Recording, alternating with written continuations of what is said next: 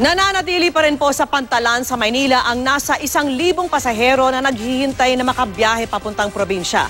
Ang mga taga-Katarman at Northern Samar naman na nagsilikas dahil sa bagyong Nina, nagsiuwian na po sa pagbuti ng lagay ng panahon doon. At nakatutok live si Jay Sabal. Jay. Vicky, bagamat may pag-uulan pa ring nararanasan dito, paminsan-minsan ay sumisilip na rin ang haring araw dito sa Northern Samar.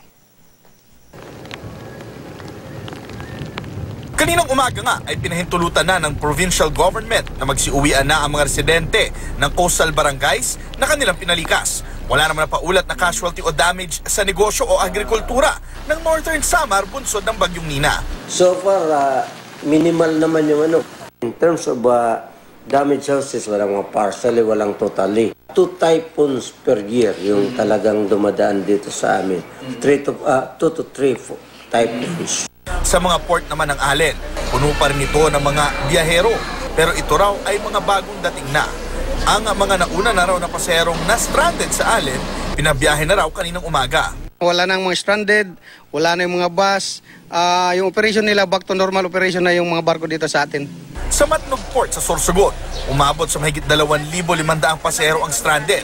Bukod pa sa pagkahaba-habang pila ng mga truck at mga sasakyan. Samantala sa Maynila, nasa 1,000 na pasero ang naghihintay pa ring makasakay sa North Port Terminal sa port area dahil wala pang barkong dumarating dahil sa bagyong Nina. Ilan sa mga pasero ay doon na inabot ng Pasko. Mula pa noong besperas ng Pasko ay may mga naghihintay na sa terminal. Sa dami nila, ang ibang mga pasero ay nasa labas na ng ticketing area. Wala na kaming pagkain kasi ilang araw na kami dito, 24 pa. Ngayon, anong araw na ngayon, ubos na yung budget namin. Ang sinabi naman doon na chance passenger daw, di dapat ganun kasi kami yung na-cancel, dapat kami yung priority. Liit na nga ng budget namin eh. Tipid lang kinakain namin.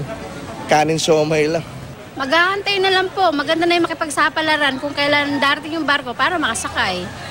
Ayon naman sa staff ng port terminal na tumangging humarap sa kamera. Nagbibigay naman daw sila ng advisory na wag munang pumunta sa terminal dahil wala nang biyahe. Dahil fully booked na, maglalabas na lang daw sila ng announcement kung kailan magno-normalize ang biyahe. Nananatili naman ang pagmamatsyag ng PDRRMO ng Northern Samar dito sa kanilang panahon dahil nga according sa kanila, sa tradisyon, 2 hanggang 3 bagyo ang dumadaan sa kanilang lugar at ang bagyong Nina ang pang-unang-unang dumaan para sa taon na ito. Vicky? Maraming salamat sa iyo, Jay Sabale.